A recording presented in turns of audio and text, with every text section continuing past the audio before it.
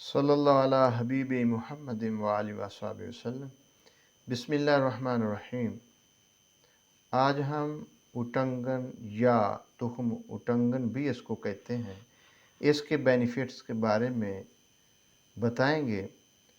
تخم اٹنگن اصل میں یہ ایک مغلظ دوائی ہے جو جریان، احتلام، صورت نزال اور سلان الرحم یعنی لکوریا کے لیے بہت ہی مفید ہے۔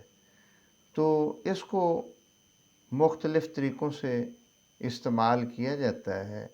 بعض مفرد بھی اس کو استعمال کر لیتے ہیں یا کسی مرکب صفوف میں بھی استعمال کرتے ہیں۔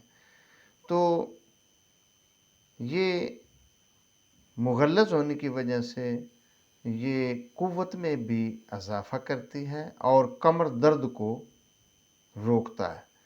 تو اس کے لیے یہ جو اگر سنگل اس کو استعمال کرنا ہے تو پھر 50 گرام تخم اٹنگن لیں اور اس میں 50 گرام مصری ملا لیں اور آدھی چمچی صبح اور شام تازہ پانی کے ساتھ استعمال کریں۔ اگر اس طرح استعمال کریں گے تو یہ جریان احتلام کے لیے بہت ہی مفید ہے۔ یا اس کا مرکب صفوف بنانا چاہیں تو تخم اٹنگن 20 گرام، گوند کتیرہ 10 گرام اور موسلی سفید 20 گرام اور مصری 50 گرام۔ ان سب ادویات کا صفوف بنا لیں۔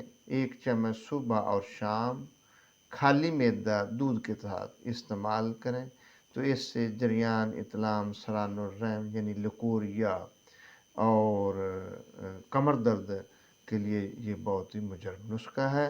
اور اگر اس کو قوت کے لیے استعمال کرنا ہو تو پھر تخم اٹنگن 20 گرام اور آسگند 20 گرام، اس کو دونوں چیزوں کو آپس میں مکس کر کے صفوف بنا لیں اور شہد کی مدد سے چنے برابر گولی بنا لیں اور 2 گولی صبح اور 2 شام نیم گرم دودھ کے ساتھ استعمال کریں تو انشاءاللہ اس سے قوت میں بھی بے حد اضافہ ہوتا ہے اور کمر درد بھی ٹھیک ہو جاتی ہے۔ تو اصل میں یہ جو ادویات ہیں ان کے بارے میں علم رکھنا بھی بہت ضروری ہے تاکہ ہم بوقت اس سے فائدہ اٹھا سکیں۔